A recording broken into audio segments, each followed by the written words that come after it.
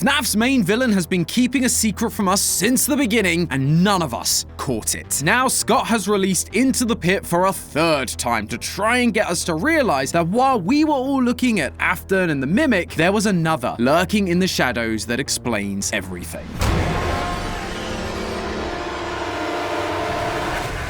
Hello Internet! Welcome to Game Theory, the show that revisits FNAF lore about as much as Scott does. Yeah, if you haven't already heard, we've gotten the second main entry in Scott's interactive novel trilogy. It's called Return to the Pit, and if you're a fan of FNAF, that name will absolutely ring a bell. In 2019, we had the first ever Fazbear Fright story called Into the Pit. Then, last year, we had Into the Pit, the game. And now, Scott is returning to what is clearly his favorite story in the franchise for a third time. But do you want to know what's more infuriating than Scott telling us the same story over and over again? Scott changing that story just slightly each time. For both the original story and the game, the missing children's incident was shown to involve 6 kids, rather than the typical 5 that we've been told about in the games, which in and of itself caused lots of disagreements within the fanbase. But now in this new book, do you want to guess how many kids there are? It's been changed back to 5. Is this to line it up more with the games? Does that mean that this version is canon, but the original Fazbear Frights isn't? Scott, my guy, I literally spent an entire episode talking about how it would be nice if the books were canon, and then you go and pull this on me? I mean, I'm thankful you didn't change it to something crazy like 7, but seriously? That being said, this version of the story being more likely canon than the other versions does allow for some interesting theorizing. Something I didn't talk about in our week before theory was how a choose your own adventure can work in terms of canonicity. With each of these stories, while there are multiple endings, there is only one canon ending. However, that doesn't mean that the other endings can't be used to help solve the lore. In the week before, we know that phone guy Ralph has to die on night 4. But that doesn't mean that an item he finds in a drawer in a non-canon route can't be used as evidence. The item still exists in that drawer in the world. It is canonically there. It's just that canonically, Ralph never discovers it. Return to the Pit is working on that same principle. The canon ending is Oswald defeats the Yellow Rabbit and saves his dad, like he does in the original story. But there are a number of alternate paths that don't go that way that we can still learn from. Remember, this is the third time we are going through this story. Clearly, there is something that we've been missing that Scott is trying to draw our attention to. And while I was reading one of the alternate endings, something hit me around the face like a yellow rabbit in 1985. This one ending doesn't just add another log to the is it canon fire. It set off a chain of dominoes that completely changed my outlook on the franchise. It seems crazy, but if you'll stick with me, I promise you'll realize just as I did how this book affects the timeline, Fazbear's Full Fest origins, and one of the most confusing yet most important villains in this franchise. And no, I'm not talking about Afton, and it's not the Mimic. Get your arcade tokens ready, theorists, because we've got a prize waiting for us to collect: lore. Before we get too into the details, in case you somehow missed the last 5 years of this story existing, Into the Pit is about a kid named Oswald. During his summer break, his dad drops him off at a local pizzeria called Jeff's Pizza. While there, he discovers a ball pit that has strange powers. It can take him back in time to 1985. Back then, it wasn't Jeff's Pizza, but Freddy Fazbear's Pizza. There, he finds a golden rabbit mascot that lures him into a back room and reveals to him a lineup of dead children. Oswald runs to the ball pit to escape and finds his dad on the other side, but the yellow rabbit follows him, pulling his dad into the pit and taking his place in Oswald's life, driving him home, sitting at his dining table, and sleeping in his bed. Oswald has to break out of his own house and return to the pit in order to find his dad, where he manages to trap the yellow rabbit and put an end to it. Now, in the original Fazbear Fright story, it was unclear what exactly was going on with this ball pit. Was it really using time travel, or was it Oswald seeing agony-induced memories of the other victims that died in the ball pit? Agony being a powerful negative emotion that works kinda like Remnant, but not really. Listen, don't worry about it. It's really not that important, because in this new telling of the story, as well as the game from last year, we're being shown that this ball pit is using physical time travel. In the game, Oswald Oswald is able to take objects from the future into the past and vice versa. And in Return to the Pit, Oswald meets a grown-up Chip, one of the kids he met in 1985, and Chip remembers him. So these retellings do seem to be showing us that it really is a time-traveling ball pit. And if that's the case, then there are a few other details that really begin to matter. Suddenly, anything Oswald witnesses in 1985 are real things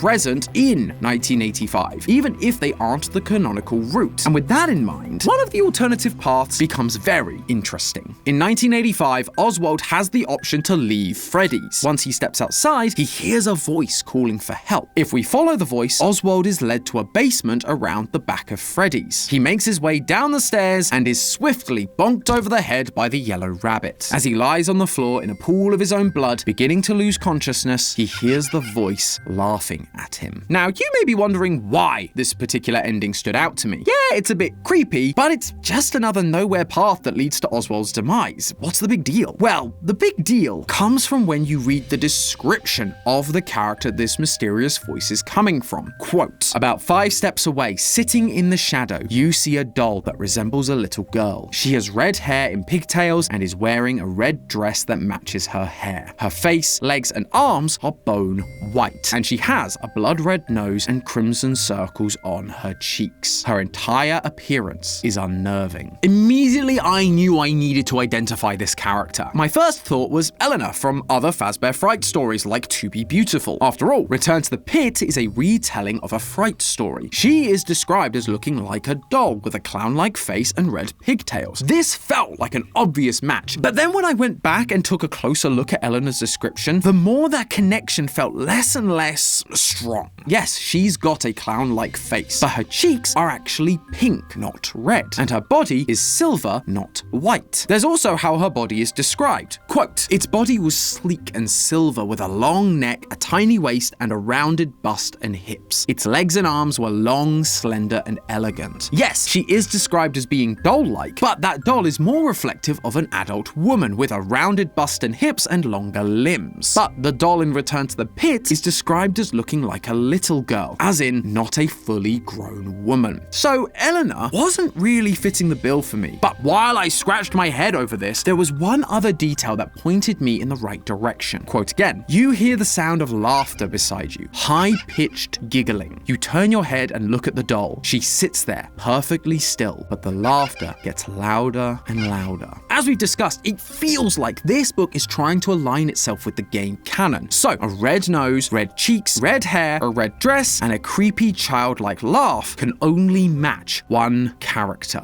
Plushbaby. Now, if you're like me, you're probably sitting there thinking, what the heck is Plushbaby doing here? Her inclusion felt so intrusive, like an annoying ad that keeps asking for your data on every website you visit, or like Santi as he follows me around the office. Fortunately, today's sponsor NordVPN can help me out with at least 2 of those things. NordVPN allows me to deal with all these intrusive ads with their next level malware blocking features and encryption. Glitchtrap ain't getting anywhere near my personal data. And as for Santi, NordVPN has thousands of servers around the world, and they're ultra fast too. So in an instant, I can just set my location to another country, like my home of the UK. And now I can not only enjoy a massive library of new streaming content from places like Netflix and Disney+, but I also don't have to look at Santi's stupid face anymore. You do realize that it doesn't literally change your location, right? I don't know. Do you realize there's an agony murder rabbit behind you? Do you even hear what you're saying? But on top of all that good stuff, Nord is offering you guys a huge discount on a 2-year plan, along with 4 additional bonus months for free. All you have to do is use my link nordvpn.com/gametheory. Plus, if you try it out and find that it's not for you, Nord has a 30-day money-back guarantee. So it's a win-win for everybody, even Santi. Oh. Well, if you want to take your online security seriously, protect your data, and explore a world of content outside of your region, click the link in the description or use my link nordvpn.com/gametheory. Thanks to NordVPN for sponsoring this episode. Now, let's figure out what Plushbaby is doing here. The truth is, I've actually been asking this question for a long time. Plushbaby was first introduced back in FNAF VR Help Wanted as a simple plushy version of Circus Baby, even using the same lines as her, just higher pitched. Her level was, let's say, challenging. Oh, God!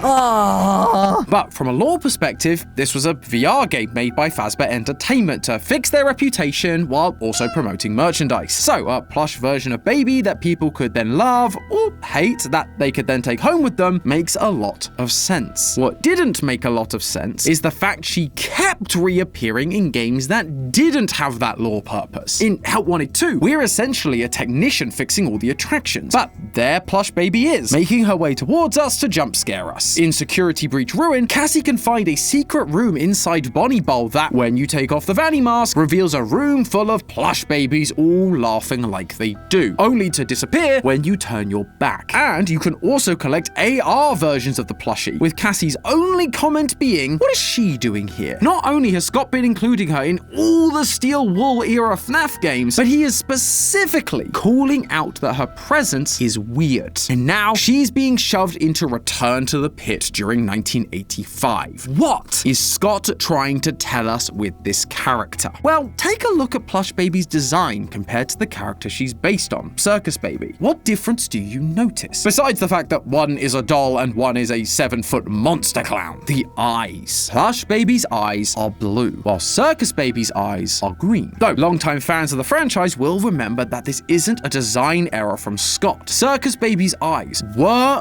originally blue, up until she scooped Afton's daughter Elizabeth and got Circus Baby's Pizza World shut down before it even opened. When Baby scooped Elizabeth, Baby became possessed by Elizabeth, and as part of that, gained Elizabeth's green eyes. So for the plush babies to have blue eyes, they have to have been based on the character prior to Elizabeth's scooping. Therefore, from a timeline perspective, for this toy to exist as it does in Return to the Pit, a blue-eyed Circus Baby needed to exist before 1985. We still don't have anything telling us exactly when her scooping happened prior to that date in 1985, whether it was before or after Dave the Crying Child and Charlie's deaths. But hey, at this point with FNAF, I'll take whatever timeline wins I can get. Although, that isn't the only thing this appearance teaches us. Because of Circus Baby's Pizza World's ambiguous placement in the FNAF timeline, there have been a lot of theories about why Baby and the Fun Times were designed with claws in their stomachs and cavities large enough to hold a child inside of them. Obviously, it was to capture kids, but it's more about why Afton chose this method to capture them when the only thing we'd seen at that point was him stuffing the kids into suits himself. One option that has been theorized about is that the Fun Time designs were made to capture kids in their stomachs because of the police sniffing around after the missing children's incident. Afton couldn't risk getting caught leading children into the back room himself like he used to, so he'd just have the animatronics do it for him. But in this book, we're being shown that Plush Baby, and therefore a pre-Elizabeth Baby, were around before 1985, before the missing children's incident, which happened in Return to the Pit in 1985. That implies that Afton's use of Baby and the Fun Times was less responsive and more proactive. Like it was always the plan to have them assist him in capturing kids. Like he knew it was the smart approach to have help rather than doing it all himself. He wanted someone else to bring the kids to a secluded place where he could then kill them. He needed an accomplice. And if you think about it, this idea is actually being reflected with Plush Baby's recent appearances. In Return to the Pit, Oswald is led to a mysterious back room by Plush Baby and is then killed by a yellow rabbit. It's not literally Afton, it's a weird monster version of Afton with hundreds of teeth. But then again, it's not literally Baby either. Instead, it's symbolic of the relationship these two characters had. Baby is once again helping to capture the kid, luring them to a place where Afton can finish them off. A similar thing happens in Ruin when we play as Cassie, another child. We're lured to a secret back room much like Oswald was, and inside are a bunch of giggling plush babies. Fortunately, this time, no rabbit came to kill us. And you know why? Because the one who is acting like Afton, the mimic, is locked downstairs in the basement. We haven't released it yet. We can't even put on the Vanny mask in this room, because doing so would summon mixes, the thing that is working to keep the mimic trapped. Symbolically, we're being shown that Afton, or things that think they're Afton, don't work alone. Though it's not just symbolic either. The more I thought about this, the more I realized that recent FNAF has been showing us Afton's need for an accomplice to pull off his plans. Just take a look at the FNAF movie. We've never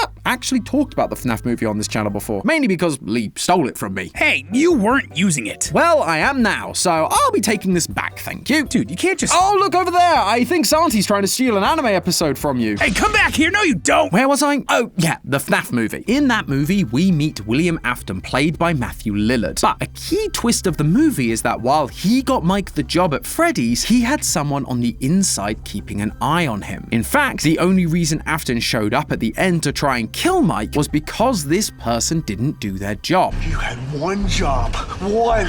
Keep him in the dark and kill him if he got too close. That's 2 jobs. His own daughter, Vanessa, in the movie universe, is Afton's accomplice. Just like how Baby, an animatronic that would be possessed by Afton's daughter and represent her going forward, was his accomplice in the game timeline. Now, look, I know this idea that Afton has always had an accomplice might sound like a bit of a stretch. It always seemed like Afton was the sole killer. And believe me, I get it. I've been going back and forth with Ash on this topic for weeks. Just look at this whiteboard. Does this look like something sane people would write? But trust me, I really think there's something to this idea that Afton always needed an accomplice, especially because it would really begin to explain why Vanessa was so important to Glitch Trap in the modern games. I always found it a bit weird that the Mimic 1 program acting like Afton, otherwise known as Glitch Trap, decided that he needed to brainwash someone in order to accomplish its goal. It's a cool concept, and we've always liked the Cult of Afton idea, but it just felt a little out of the blue compared to other developments in the franchise. The only logical explanation we've had is that it needed a new body to be made because its main body was destroyed and locked away down in the FNAF 6 location. But if I'm right about what this book and all of these other games are showing us, then it is way more than just a simple put me back together plan. It was the Mimic once again following in Afton's footsteps. It needed its own accomplice. The other weird detail that we just couldn't quite answer was, why did Vanessa look like grown-up Elizabeth? Blonde hair and green eyes. Unlike in the movie, she didn't appear to actually be Afton's daughter. The timelines didn't match up. But if the Mimic was copying everything Afton did, from killing kids in the back room during VIP to literally wearing the bunny costume Afton used to wear, then it couldn't have just anyone be its accomplice. It needed to find one that matched Afton's previous accomplice, Circus Baby, i.e. Elizabeth. And here's the thing, for once, I don't think this is just another one of those clarifying details that we've talked about in previous episodes. When Scott clarifies small details, they tend to be very obvious and direct. But this relies much more on us connecting the dots and using symbolism. So much so that he's been shoving it in our faces for the past 5 years, and we're only just starting to realize what it means. That, dear theorists, tells me that while this modern era of FNAF has moved on physically from the days of Afton and Henry, there's still much more for us to learn about them and how they operated. And I believe it's going to affect where this franchise is going. And ironically, I think that ties together really nicely with the thing we've been theorizing about for a long time, Fall Fest. Fazbear's carnival origins from the 70s that we'll hopefully be getting to see more of in the new game, Secret of the Mimic. This is where a bunch of our previous theories all come together. In my very first FNAF theory, I briefly mentioned how Circus Baby has always been the oddball in terms of design aesthetic compared to all the other characters, but a circus like Fall Fest would allow her design to feel much more at home, especially now that we have designs like Jackie. In my Secret of the Mimic theory, I also theorized that Fall Fest, specifically of 1979, would be where we'd get to see one of Afton's earliest kills, maybe even his first. This was because of a quote used by Steel Wool's design director when the trailer for the game dropped, a line from Shakespeare's Julius Caesar that comes from a scene between Mark Antony and Brutus, where Brutus had killed Caesar, but Antony couldn't accuse him publicly. I believe this was reflecting Afton and Henry, with Afton being Brutus, Henry being Antony, and an innocent child filling the role of Caesar, because Caesar loved Brutus just like the kids loved Afton's yellow rabbit. I believed that much like Antony, Henry was unable to accuse Afton publicly despite knowing about it because it would lead to the downfall of his business. So by combining combining these two theories, as well as what we've talked about today between Afton and Baby, we get a much clearer picture of what we can expect to learn about from Secret of the Mimic. Not only are we likely to learn about one of Afton's earliest kills, but we're going to see the true introduction of his accomplice that he's been using since the beginning, Baby. Someone that will distract parents and help Afton lure kids into a secret area and kill them. If I'm right, this would further explain why after the death of his son, his first instinct was to go back to Baby for his new venture. It was a return to form, back to the partner he could trust after his previous partner Henry betrayed him by making an animatronic that killed his son. The only thing I'm not really sure about, and the thing I'm most excited to see, is who this accomplice actually was. As I've mentioned in previous theories, Fall Fest wasn't the era of animatronics, but costumes. So this Baby accomplice won't be the bundle of wires we know today. It will be a costume worn by a human performer. Was it just another person playing the baby clown role as part of the circus that Afton trusted? Or was it Afton's actual baby, Elizabeth? A little girl dressed as a clown helping her dad at his circus job by playing with other kids, making her more of an unknowing accomplice, like Vanessa is the reluctant follower for the Mimic. I think thematically it works really nicely and it explains the whole Baby name, but we just have no idea how old Elizabeth is at any point in the story, so it's hard to say for sure that she'd have even been alive during 1979. Maybe that's another point of clarification that Scott will add for us in Secret of the Mimic. Or, you know, he'll just do another retcon and then gaslight us into thinking it was there the whole time. I'll admit there's also the chance that this is where Jackie/the Mimic comes into play, with their clown design being the premise for Baby later on. They were initially the accomplice learning from Afton, but later became the master, turning Vanessa into their own accomplice. But what do you guys think? I know that this one feels like a big swing, so I'd really love to hear what you think right now over on GT Live. Ash and I are going to be talking about FNAF until we physically can't anymore, so there's plenty of time to hop on by and give us your thoughts, whether it's extra evidence to support the theory or if you've found my sanity in the lost and found. Either way, friends, remember, it's all just a theory. A game theory! Thanks for watching.